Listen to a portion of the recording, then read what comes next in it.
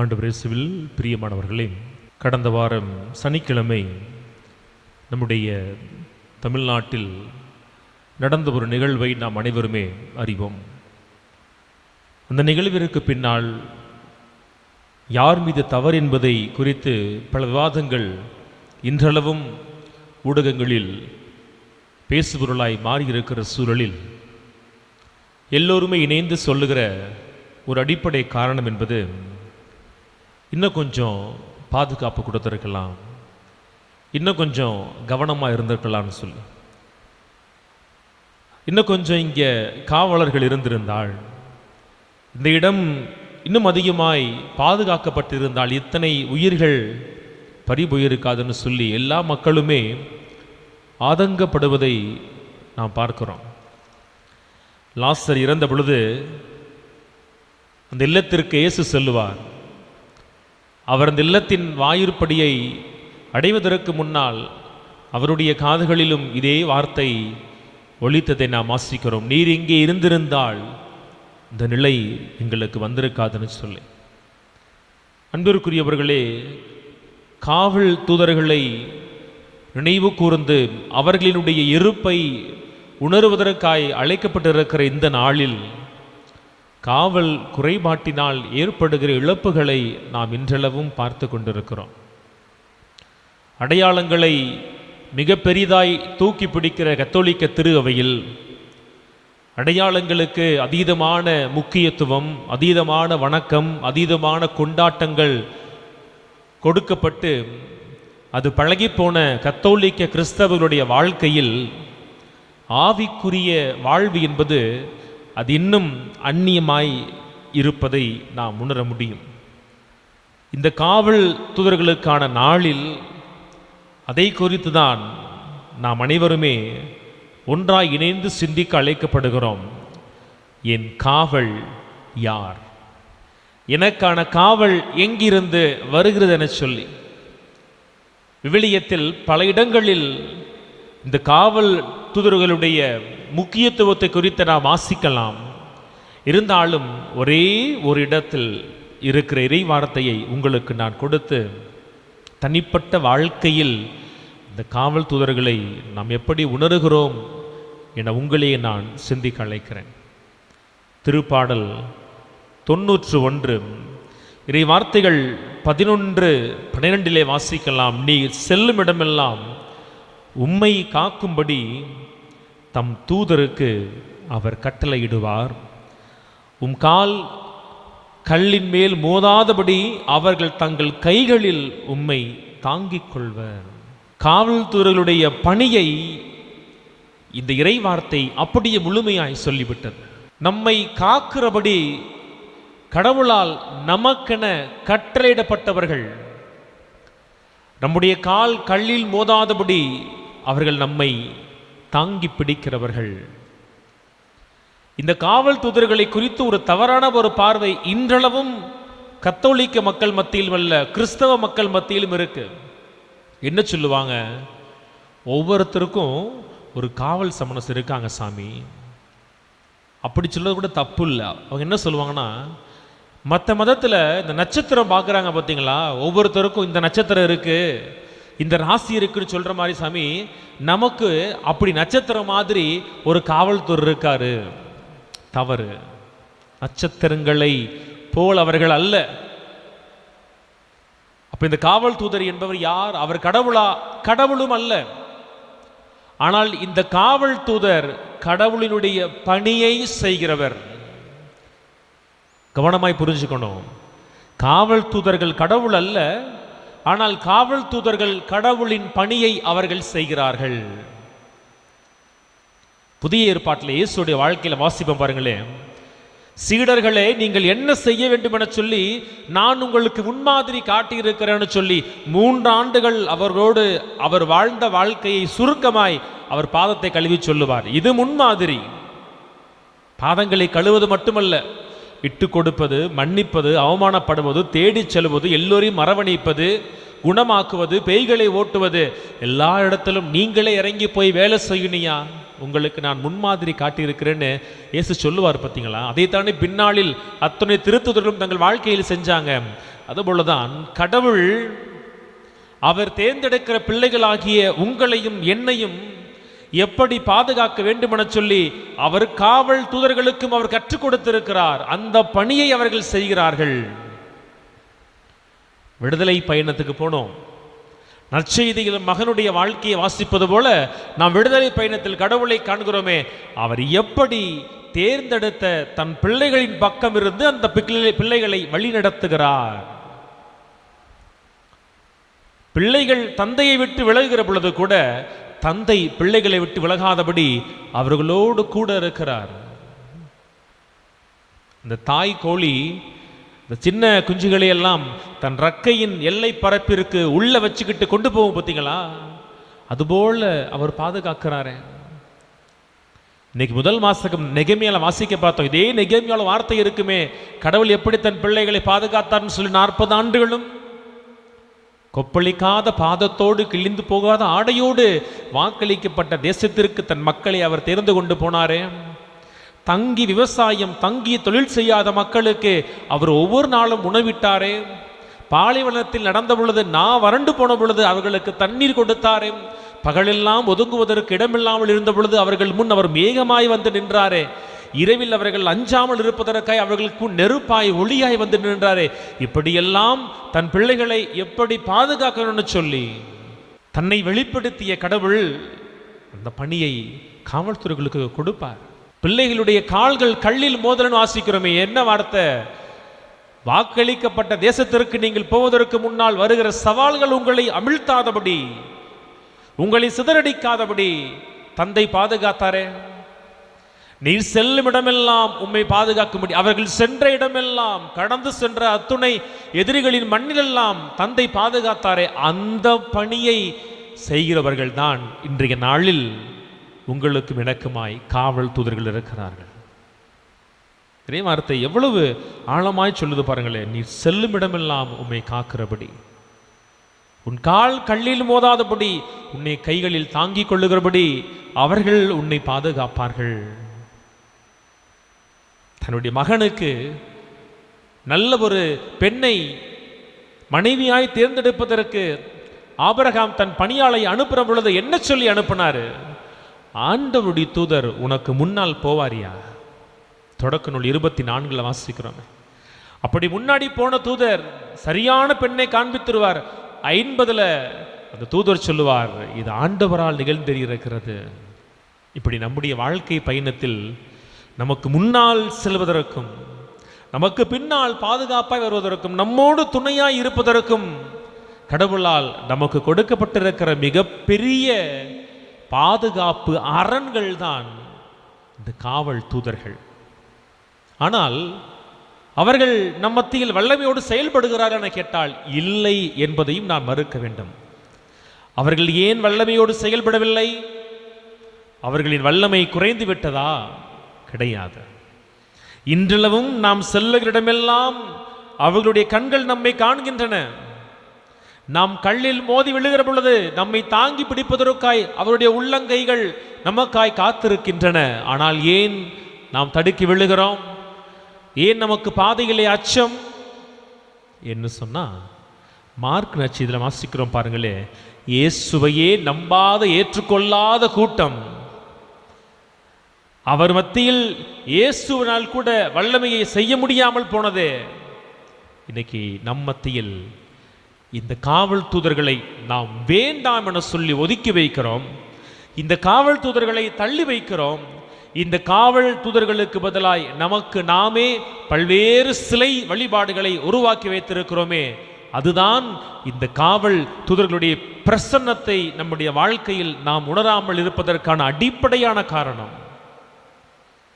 எத்தனை முறை காலையில் எழுகிற பொழுது, வாகனத்தை எடுக்கிற பொழுது, படிக்க செல்லுகிற பொழுது, பணிக்கு செல்லுகிற பொழுது ஆபிரகாமை போல, ஆண்டவரே உம்முடைய தூதர் எனக்கு முன்னதாய் செல்லட்டும், என் பாதைகளில் இருக்கிற எல்லா தீங்குகளையும் பொல்லாப்புகளையும் துடைத்தெறியட்டும், எந்த பிரச்சனையும் வராதபடி அவர் தம் உள்ளங்கைகளில் என்னை தாங்கட்டும்னு சொல்லி நாம் ஜெபித்திருக்கிறோம்.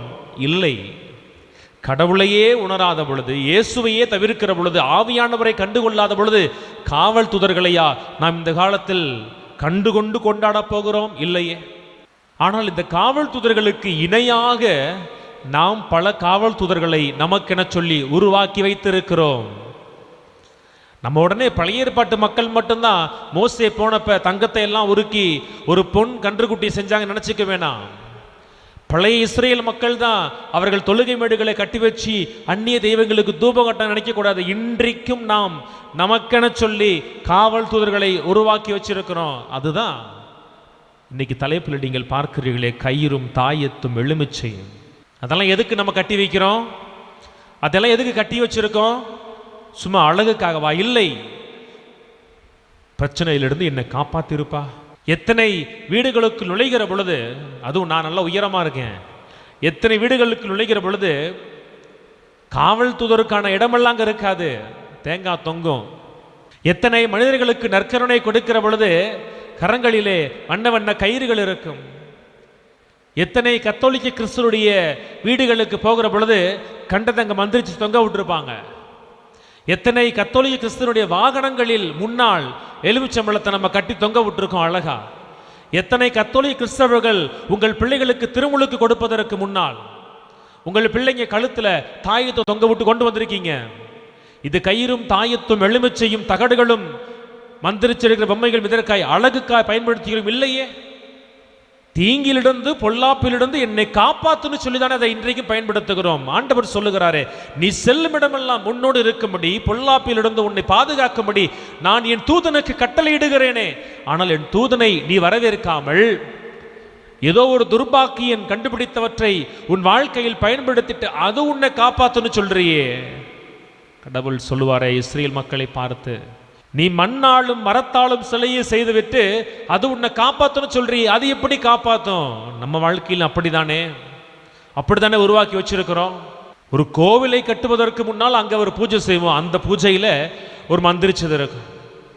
ஒரு வீடு கட்டி வச்சா அவர் மந்திரிச்சது இருக்கும். எதற்கு? எத்தனை ஆண்டுகால ஆலய வழிபாடுகள், திருப்பலிகள், கொண்டாட்டங்கள், நற்செய்தி கூட்டங்கள் இந்த அடிப்படை பயத்தை நம்மிலிருந்து எடுக்கவில்லையே. இந்த ஒரு ரூபாய் எலுமிச்சம்பழம் என்ன காப்பாற்ற போகுதா? இந்த வண்ணம் கொஞ்ச நாளில் கரைந்து போகக்கூடிய கயிறு என்ன காப்பாற்ற போகுதா? இந்த வீட்டுக்கு முன்னாடி 10 ரூபாய்க்கு 20 ரூபாய்க்கு ஒருத்தன் வித்துட்டு வந்தானே, அந்த பொம்மை என் வீட்டை காப்பாற்ற போகுதா? இந்த பொம்மை காப்பாத்தாது, எலுமிச்சம்பழம் காப்பாத்தாது, கயிறு காப்பாத்தாது, தாயத்தை காப்பாத்தாது. இதெல்லாம் வீண், மனிதன் உண்டாக்கியதுன்னு சொல்லி இந்த ஒரு புரிதல் என்னைக்கு வரப்போகுது? வராதே, வரமாட்டேங்குதே. இத்தனை ஆண்டு காலத்துல இன்னும் வரமாட்டேங்குது இந்த புரிதல். எத்தனை மறையுரைகள், பிரசங்கங்கள், போராட்டங்கள், ஜெபக்கூட்டங்கள் எவ்வளவு நடத்தினாலும் இன்னும் நம்முடைய வாழ்க்கையிலிருந்து ஒரு எலுமிச்சம்பழத்தை உங்கள் வாழ்க்கையிலிருந்து வெட்டி எரிய முடியாத அளவுக்கு பயனற்ற பணியாளர்களாய் நாங்கள் உங்கள் முன்னால் தோற்றுக்கொண்டே இருக்கிறோம். ஒரு பயணத்தை தொடங்குறப்ப டயருக்கு கீழே எலுமிச்சம்பழம் வைப்போம், அன்றைக்கு முன்னாடி தொங்க விட்டுருப்போம். ஞாயிற்றுக்கிழமை எங்கேயாவது மதியானம் கிளம்பி வாங்கன்னு சொன்னா சமைச்ச அடுப்புல இருந்து கறி எடுத்து கையிலையும் காலிலையும் பூசிட்டு வரும். அது காப்பாத்துமா? எவ்வளவு பெரிய மூட நம்பிக்கை அன்பர்களே, எவ்வளவு பெரிய மூட நம்பிக்கை. நம்மை காப்பாற்றுறதுக்கு கடவுள் பாருங்களே, அவர் உயிரும் மெய்யுமாய் ஜீவனுள்ள காவல் தூதர்களை கொடுத்திருக்கிறாரே நமக்கு முன்னால் பயணம் செய்வதற்காய். ஆனால் அவர்களை நாம் ஒரு நாளும் உணர்வதில்லை, நாடுவதில்லை, தேடுவதில்லை, வேணும்னு சொல்லி ஜெபிக்கிறதில்ல. எங்கேயாவது போறதுனா வேகமா கையில எடுத்துப்போம். எவ்வளவு பெரிய ஒரு மிகப்பெரிய மூட நம்பிக்கை, சிலை வழிபாடு. இதற்கெல்லாம் யார் காரணம்? இதற்கெல்லாம் யார் காரணம் தெரியுமா? எல்லா நேரத்திலையும் பங்கு பணியாளரை குறை சொல்ல முடியாது. இதற்கெல்லாம் காரணம் உங்கள் மத்தியில் நீங்கள் உருவாக்கி வைத்திருக்கிற போலியான தலைமைகள் தான் காரணம். போலியான தலைமைகள். நான் சொல்லுகிற இந்த வார்த்தைகளை உங்கள் ஆலயங்களில் சொல்லாமல் இருக்கிறாங்களா? சாமி மாறுங்க சொல்றாங்களே. உங்கள் அன்பியத்தில் சொல்லாமல் இருக்கிறாங்களா? சொல்றாங்களே. உங்கள் அன்பியத்தில் வருகிற அருள் தந்தையும் அருள் சகோதரிகளும் அருள் சகோதரர்களும் சொல்லாமல் இருக்கிறாங்க, சொல்றாங்களே. ஆனால் இவர்கள் வார்த்தைகள் உங்கள் காதுகளில் விழுவது இல்லை.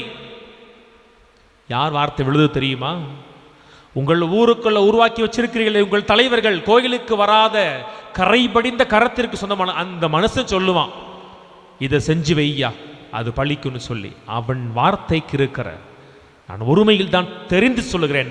அவன் வார்த்தைக்கு இருக்கிற மரியாதை ஆண்டவருடைய வார்த்தைக்கு இல்லையே. ஆண்டவருடைய வார்த்தைக்கு இல்லையே.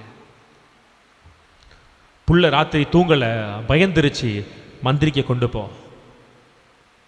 எத்தனை முறை ராத்திரி தூங்காத பிள்ளைகளுக்கு மத்தியில் எந்திரிச்சு உட்காந்து தாயும் தகப்பனும், இந்த பிள்ளைக்கான காவல் தூதரே, இயேசு மத்தேயு 18 சொன்னாரே, எங்க போனீங்க, என் பிள்ளைக்கு நல்ல தூக்கத்தை கொடுங்க. எத்தனை முறை ஜெபித்திருக்கிறோம். காவல் தூதர் என ஒருவர் இருப்பதை உணர்ந்திருக்கிறோமா? ஆனால் நம்ம ஊர்ல வெள்ளை சட்டையை போட்டுறது சுத்தமா ஒருத்தன் தலைவன் சொல்லிக்கிட்டு, கடவுள் தெரியாது, கோவில் தெரியாது, பைபிள் தெரியாது, ஒரு கர்மமும் தெரியாது, அவன் சொல்ற வார்த்தையை கேட்போங்க. அதனால தாங்க அழிஞ்சு போறோம். ஏன் அழிஞ்சு போறோம் தெரியுமா? அவன் வார்த்தையை கேட்கிறோம், ஆண்டவர் வார்த்தையை வேணான்னு சொல்றோம்.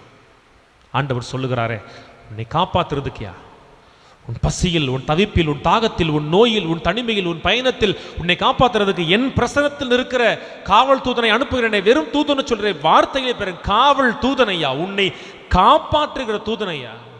தூதனை உணர்கிறியா? உணர்வது கிடையாது. இன்னைக்கு ஆண்டவர் சொல்லுகிறார், நீ என்று உன் இல்லத்தில் இருந்து, என்று உன் வாழ்க்கையில் இருந்து இந்த கயிறுகளை, தாயத்துகளை, எலுமிச்சத்தை, தகடுகளை, மந்திரிச்சு தொங்க விட்டுருக்கு பொம்மைகளை, தேவையில்லாத தலைவனை தூக்கி எறிகிறையோ, அன்னைக்குத்தான் உண்மையான பாதுகாப்பு உங்க வீட்டுக்குள்ள வந்து அதை நிலைச்சு நிற்கும். இல்லைன்னு சொன்னா எவ்வளவு பெரிய ஆளா இருந்தாலும் சரி, பயம் உங்களை விட்டு போகவே போகாது. வாழ்க்கை முழுவதும் நீங்கள் பணத்தோடு மட்டுமல்ல பயத்தோடும் வாழ்கிற சாபத்துக்குரிய மக்களா இருப்பீங்க. ஆண்டவர் சொல்லுகிறார், எல்லாத்தையும் தூக்கி போடுங்க, எல்லாத்தையும் தூக்கி போடுங்க. உங்கள் பயணங்களில் தூதர்களை நாடுங்கள். ஆண்டவர்கிட்ட ஜெபிங்க, ஆண்டவரே நீங்க போனீங்களே உங்க மக்களுக்கு முன்னாடி, அந்த பணியை உங்கள் தூதருக்கு கொடுத்தீங்களே, நீங்க வாங்கப்பா, தூதர்களை அனுப்புங்கப்பான்னு சொல்லுங்க. அந்த தூதர்கள் உங்கள் கையத்தில் இருக்கிற தாயத்துகளை விட மேலானவர்கள். அந்த தூதர்கள் உங்கள் கயிறுகளை விட மேலானவர்கள். அந்த தூதர்கள் உங்கள் எலுமிச்சம்பழத்தை மேலானவர்கள். அந்த தூதர்களுக்கு முன்னால் ஒப்பிட முடியாதவர்கள், உங்களுக்கு முன்னால் அழிந்து போக காத்திருக்கிற தலைவர்கள். நாளைக்கு வாசகம் சொல்லுவாங்க, மத்தேயு சொல்லுவார், யாரையாவது ஒருவனை தப்பான வழிக்கு கொண்டு போனால் அவன் கழுத்தில் எந்திர கல்லை கட்டி கடலில் தூக்கி போடணும்னு சொல்லி அந்த சாபத்திற்குரிய மனிதர்கள் உங்கள் மத்தியில் தலைவர்களாய் வாழ்ந்து கொண்டிருப்பார்கள். அவங்க பேச்சுக்கு நீங்கள் செவிமடுக்காதீங்க. ஆண்டவர் சொல்லுகிறார், தூதர்களை நாட. தூதர்களுக்கு முன்னால் போய் பாருங்களே, அவர்கள் உங்களை வாழ்வுக்கு அழைத்து சொல்லுவார்கள். ஆக நம்மை சூழ்ந்திருக்கிற தூதர்களுடைய பிரசன்னத்தை நாம் உணர்வோம். அந்த தூதர்களுடைய வழிகாட்டுதலை எப்போதும் நாடுவோம், பேச கற்றுக்கொள்ளுவோம், அவர்களோடு பேசுவோம். ஆண்டவரை வெளிப்படுத்துங்க, ஆண்டவரே பாதைகளை காண்பியுங்க, ஆண்டவரே தூண்டுதலாக இருங்க, ஆண்டவரே. ஒரு பணியாளுக்கு முன்னால் ஆபிரகாம் சொன்னோன்னே, உம்முடைய தூதன் போய் பாதைகளை ஏற்பாடு செய்து கொடுத்தானே, சரியான பெண்ணை காண்பித்தானே, எனக்கு என் தூதன் வழியாய் காண்பீங்கன்னு சொல்லுங்க. அவர் மிகச்சரியாய் காண்பிப்பார். அப்ப அந்த வழியில் நடக்கிற பொழுது உங்களை பிடித்திருக்கிற உங்கள் சாபம், உங்கள் பயம், உங்கள் இல்லத்தை பிடித்திருக்கிற சாபம், கட்டுகள் எல்லாம் விலகி ஓடும், விலகி ஓடும். அதை நீங்கள் உங்கள் கண்களாலே காண்பீர்கள். அப்படிப்பட்ட ஆசீர்வாதம் வேண்டும்னு சொன்னால் தேவையில்லாததை பிடுங்கி எறியுங்கள். தேவையானவர்களை உங்கள் அருகில் வைத்துக் கொள்ளுங்கள். கடவுள் ஆசீர்வதிக்கிற குடும்பங்களின் வரிசையில் இன்னைக்கு சொன்னார் பார்த்தீங்களா, உங்களை பார்க்கிற கடவுள், உன்னை பாதுகாக்கிற தேவன், நான் கண் அயர்வதில்லைன்னு சொல்றார்ல, உங்களை கடவுள் காண்கிறார், உங்கள் குடும்பத்தை காண்கிறார். அவர் உங்களுக்காய், உங்கள் குடும்பங்களுக்காய் குறித்து வைத்திருக்கிற தூதரை அவர் கட்டளையிடட்டும். அவர்கள் உங்கள் வாழ்க்கை பயணத்தில் உங்களுக்கு முன் செல்லட்டும். எல்லா பிரச்சனையிலும் உங்களை தாக்காதபடி கரங்களில் தாங்கி பிடிக்கட்டும். அந்த ஆசீர்வாதத்திற்குரிய பிள்ளைகளாய் நீங்கள் உங்களுக்காய் தொடர்ந்து ஜெபிக்கிறோம். மாறுவதற்கான ஒரு முயற்சியை நீங்கள் எடுக்கிற பொழுது சொல்கிறார், என்னை நோக்கி வா, நான் உன்னை நோக்கி வருவேன். யாக்கோபு 4 வாசிக்கிறோம். நாம் நாடி செல்கிற பொருள்கள் எல்லாம் ஆண்டவர் விட்டு வெளியே கொண்டு போகுது. ஆண்டவர் நோக்கி வாங்க, நீங்கள் பிடுங்கி எரிந்து பாருங்கள். ஆண்டவருக்கு பக்கத்தில் நீங்கள் போவீங்க, ஆண்டவர் உங்கள் பக்கத்தில் வருவார். அப்படிப்பட்ட ஆசீர்வாதம் உங்கள் மீது, உங்கள் குடும்பத்தின் மீது நின்று நிலைப்பதாக. ஆமேன்.